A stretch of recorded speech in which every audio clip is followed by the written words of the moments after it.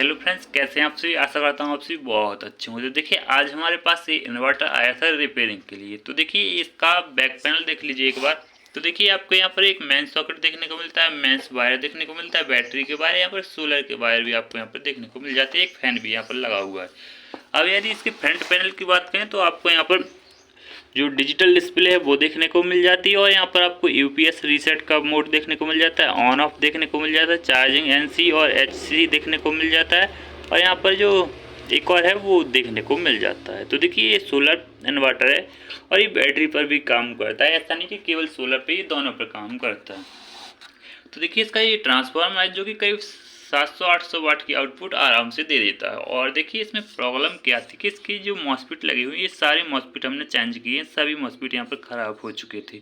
तो आज की वीडियो में आपको मैं ये बताने वाला हूँ कि यदि किसी इन्वर्टर के मॉसफिट ख़राब हो जाते हैं तो उन्हें किस प्रकार से चेंज करना चाहिए और क्या क्या सावधानी रखनी चाहिए चेंज करते समय। तो चलिए आज की वीडियो को शुरू करते हैं। अभी तक आपने इस चैनल को सब्सक्राइब नहीं किया तो सब्सक्राइब जरूर से जरूर कर लीजिएगा। तो इस प्रकार से एक इन्वर्टर रहा जिसमें डिजिटल डिस्प्ले लगी हुई है। तो डिस्प्ले से कोई फर्क नहीं पड़ता, चाहे उसमें डिजिटल डिस्प्ले लगी हो या फिर ना लगी हो। एलईडी से भी हमें पता चल जाता है कि क्या फॉल्ट है क्या नहीं। तो देखिए जैसा जिस प्रकार से ये इन्वर्टर मेरे पास आया था तो मैंने इसमें बैटरी कनेक्ट करके देखा तो ये डिजिटल डिस्प्ले में शॉर्ट लिख कर आ रहा था, यानी इन्वर्टर हमारा शॉर्ट है। तो मैंने देखा तो इसके मॉसफिट ख़राब थे। जब मैंने मल्टीमीटर से चेक की तो इसके मॉसफिट को हमने चेंज कर दिया।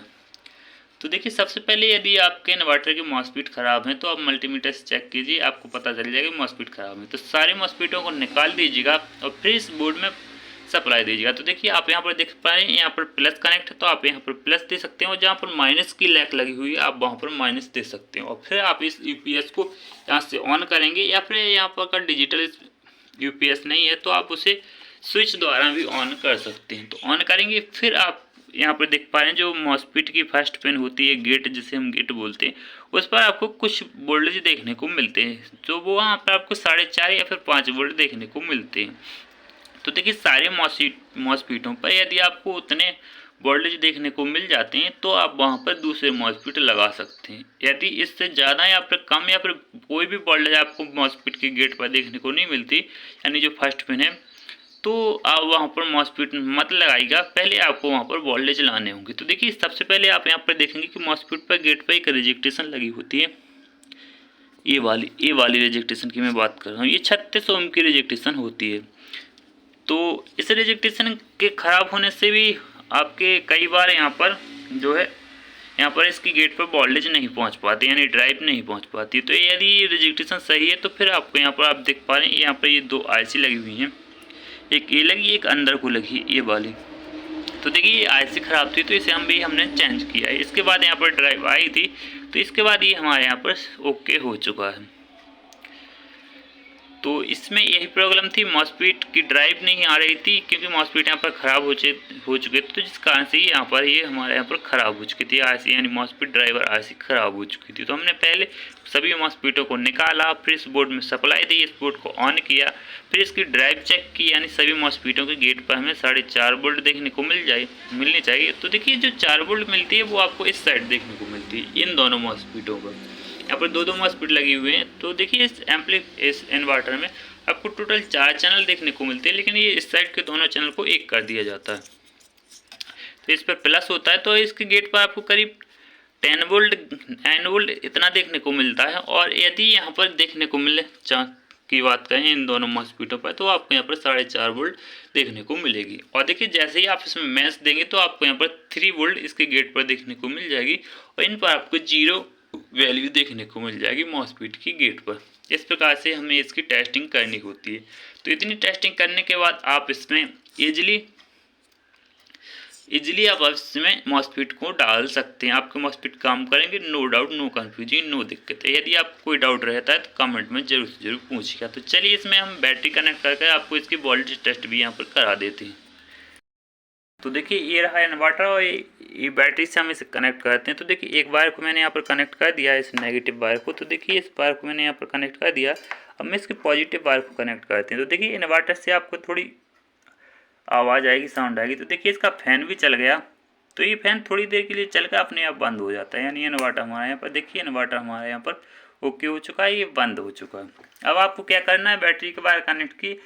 अब आपको इस डिजिटल डिस्प्ले में आपको इस बैटरी के वोल्टेज वगैरह भी आपको यहाँ पर नज़र आ जाएंगे। तो देखिए हमारी बैटरी में जो भी वोल्टेज है वो यहाँ पर 11.8 वोल्ट है। और यहाँ पर आप देखिए मेंस ऑफ लिख कर आ रहा है, और थोड़ी देर में यहाँ पर आपको यूपीएस ऑफ भी, देखिए यूपीएस ऑफ है, यानी आउटपुट में अभी आपको कोई वोल्टेज देखने को नहीं मिलेगा।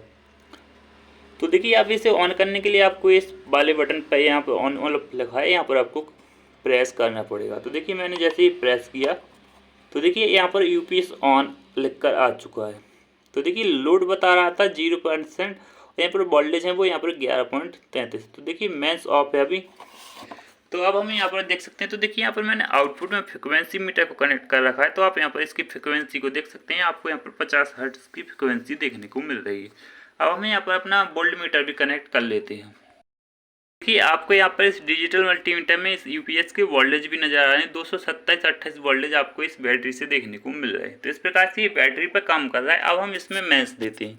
तो देखिए ये रहा इन्वर्टर का प्लग, और इसे हम मेंस में कनेक्ट करते हैं। तो देखिए ये रहा, मैंने सीरीज लैंप इसे मैंने कनेक्ट किया मेंस से। तो देखिए अब क्या होता है। तो देखिए यहाँ पर अभी यूपीएस ऑन है, क्या बताता है इसकी डिजिटल डिस्प्ले। तो देखिए मेंस ऑफ है, अभी यूपीएस ऑन है।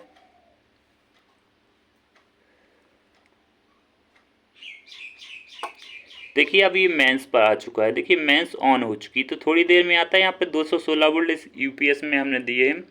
तो अभी बैटरी चार्जिंग पे देखिए 14.5 यहाँ पर वोल्टेज होता है। छोटी बैटरी है, थोड़ी देर में ही चार्ज हो जाती है क्योंकि यूपीएस काफ़ी बड़ा है। तो इस प्रकार से हमारा ये इन्वर्टर कम्प्लीटली वर्किंग मोड में आ चुका है।